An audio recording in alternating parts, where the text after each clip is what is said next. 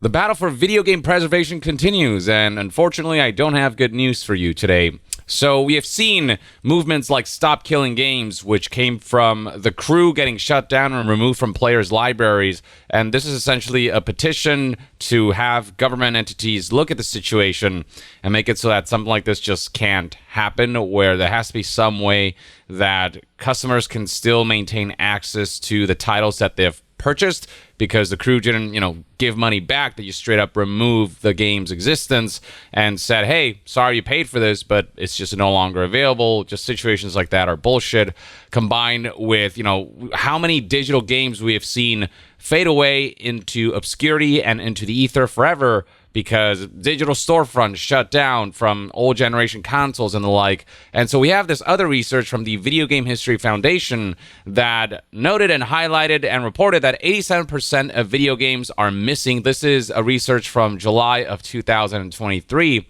And this same foundation decided to approach the Copyright Office of the United States of America, proposing an exemption to allow video games to be preserved in the way libraries have preserved books and museums have preserved art, essentially allowing access to history in an accessible way for scholastic and research purposes. So here's the proposed exemption.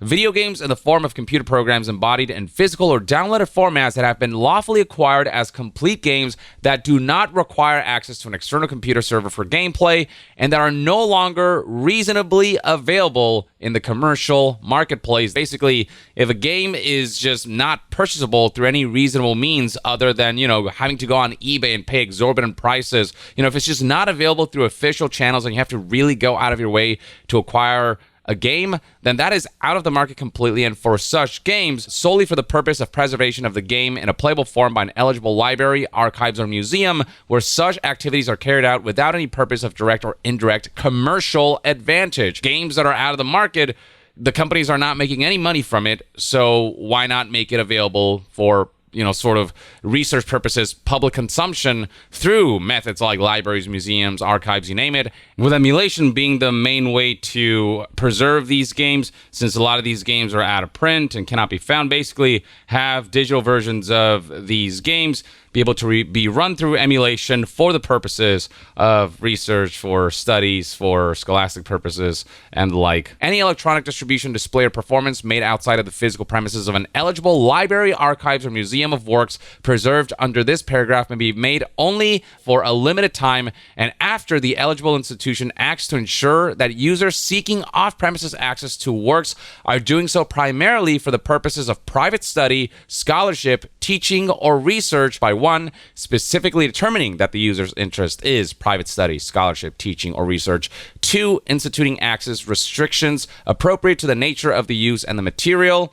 And three, notifying users that they are receiving access to copyrighted material subject to adherence with applicable laws. This proposal seems pretty reasonable to me, on top of making sure that a game is truly just not accessible and not reasonably available in the commercial marketplace. There are also checks and balances to ensure that somebody gaining access to a game would do so for the purposes of private study, scholarship, teaching, or research. So it's just basically, hey, how about we extend libraries so that we include video games as well, because those are part of history. Those are art as well. Just a few days ago, the Copyright Office responded, and unfortunately, it's not the answer we're looking for. They basically said, nah, bro.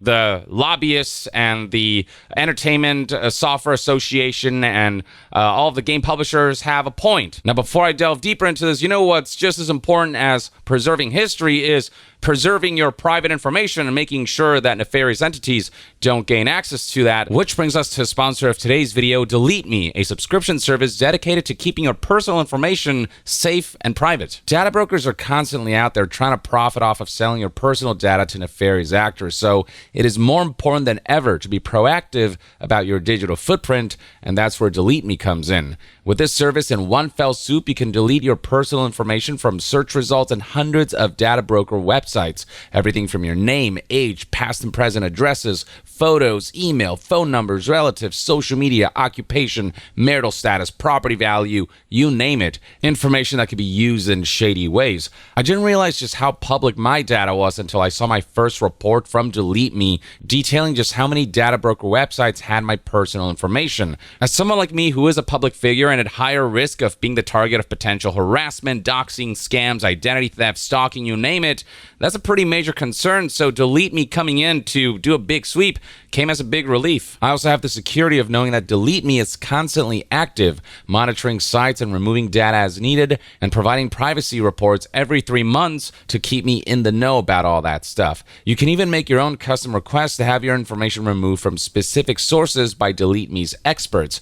So if digital privacy is a top priority for you, you can protect your data with DeleteMe by using my link, joindeleteme.com/yong20 and my code YONG20 to get 20% off at checkout, with family plans available as well. You can also find all of this in the description and comment section below. So as I was saying, the Copyright Office just straight up denied this request, and this is an extensive document highlighting the reasoning behind this, but we got New Salad Games Radar, who kind of basically summarized all of this with this quote from that document from the U.S. Copyright Office, who said no with the following ruling: the register concludes that proponents did not show that removing the single user limitation for preserved computer programs or permitting off-premises access to video games are likely to be non-infringing. She also notes the greater risk of market harm with removing the video game exemption's premises limitation, given the market for legacy video games. But I mean, the market is there for legacy books as well, but people still buy those while there are still libraries to allow people to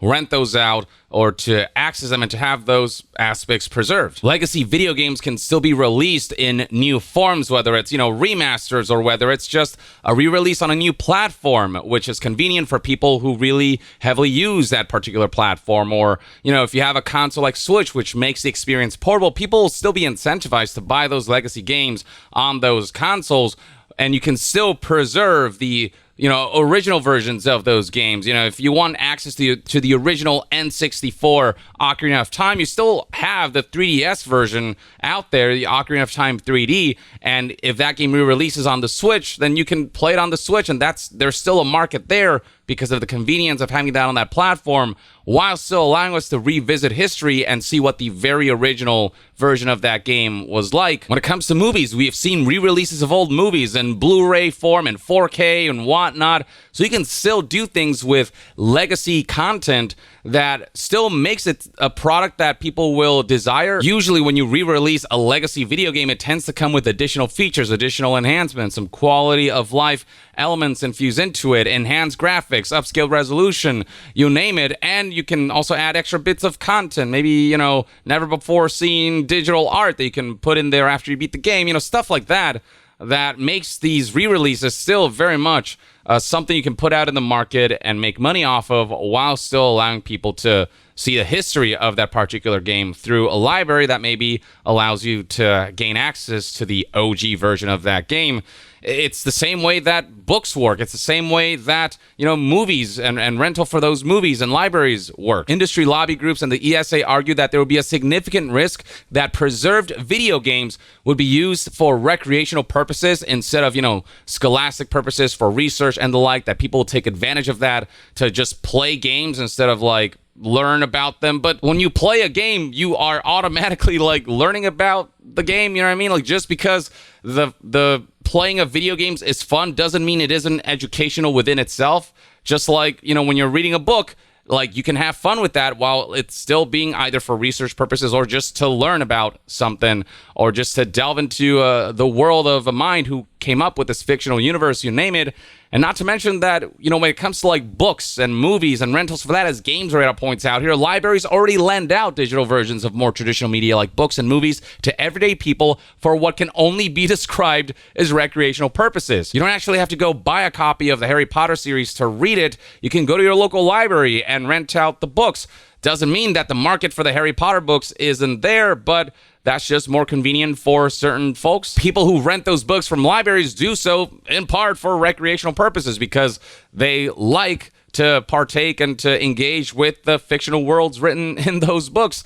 So, like, the argument that video games should somehow be different is ridiculous. There's no reason that video games should be exempt from the library treatment, if you will, given that it is just another medium akin to books and movies and music and visual art and you name it. You know, the pettiness that video game companies and the ESA have to argue such things and to want legacy games that are not reasonably accessible on the market, that they're not making any money off of, to not be allowed to be preserved and to not be allowed to be accessed in a library kind of way, is just, I mean, it exemplifies some of the worst aspects of the games industry. The Video Game History Foundation, which did the research on how 87% of legacy games are just straight up no longer available, have disappeared from the face of the earth, did release a statement on this. It is stated right here in their headline that the U.S. Copyright Office announced today that they would not grant an exemption in support of video game preservation. Our statement: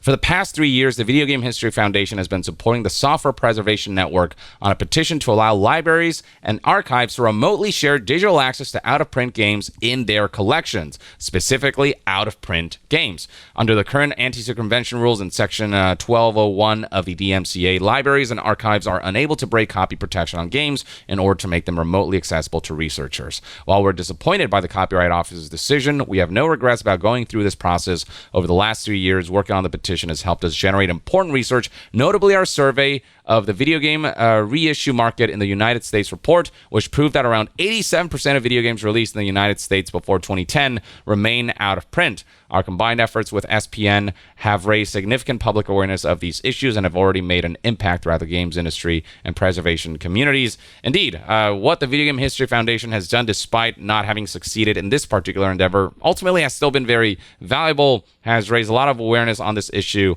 It's a topic that myself and many other content creators covered in videos, and it's something that has in turn allowed the masses to kind of make this an issue that they raise to companies. The statement concludes with, unfortunately, lobbying efforts by rights holder groups continue to hold back progress. During our hearing with the Copyright Office, the Entertainment Software Association, the ESA declared that they would never support remote game access for research purposes under any conditions. Like, fuck the ESA, man. The games industry's absolutionist position, which the ESA's own members have declined to go on the record to support, forces researchers to explore extra legal methods to access the vast majority of out-of-print video games that are otherwise unavailable. Basically, piracy and emulation, stuff that these corporations despise but are enabling and are encouraging. When piracy is the more convenient way to access certain games, people gravitate towards that practice.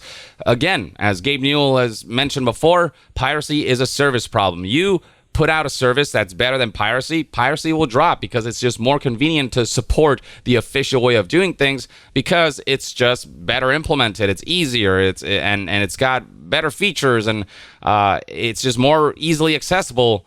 But game companies are adding friction in that process that makes piracy a compelling proposition for folks. We're not done fighting here, says Video Game History Foundation. We'll continue our advocacy for greater access and legal allowance for video game preservation and working with members of the games industry to increase internal awareness around these issues. We encourage members of the games industry who are disappointed by the Copyright Office's decision to ask their leadership to push for greater support for the work of libraries and archives within their industry groups. So unfortunately, the Copyright Office's kind of denial of this proposal, of this exemption, is a major step back for video game preservation. But, you know, that doesn't necessarily mean the fight is over forever. A lot of entities are still fighting and raising awareness, whether it's the Video Game History Foundation or, you know, the Stop Killing Games movement. And it's something that keeps getting called out. So eventually, I think all of this will come to a boiling point where legislation will eventually have to be enacted. Europe in particular are stricter about consumer protection laws. So hopefully laws that are implemented there, should legislation lean towards the consumers' arguments about how the current laws surrounding video game preservation and the lack of protection on consumers' libraries aren't enough. Hopefully the laws passed there will eventually have a ripple effect that will eventually force the US, which is such a major market for video games, to change their stance on things. But for now, this is kind of what we have, ladies and gentlemen. But I'm excited to see what the Video Game History Foundation will do for future efforts. They're saying here we're not done fighting yet. This is just one setback in what is a very long-term battle. We've lost the battle, but not the war. But that, ladies and gentlemen, is everything you need to know about the current situation surrounding games preservation and the Video Game History Foundation's statement on a recently failed effort. But the future is still young. Let me know in the comments below what your thoughts and opinions are on all of this and what you think we need to do as just a collective to make some change on this front. I think ultimately it's just keep speaking out, keep contacting leadership and government officials, and keep raising awareness. And eventually this will hopefully snowball into something that is not stoppable. But share your thoughts in the comments below, and to be further updated on all things gaming news, reviews, and discussions, stay tuned right here on Young Yeah. I'll see you guys next time. Young out.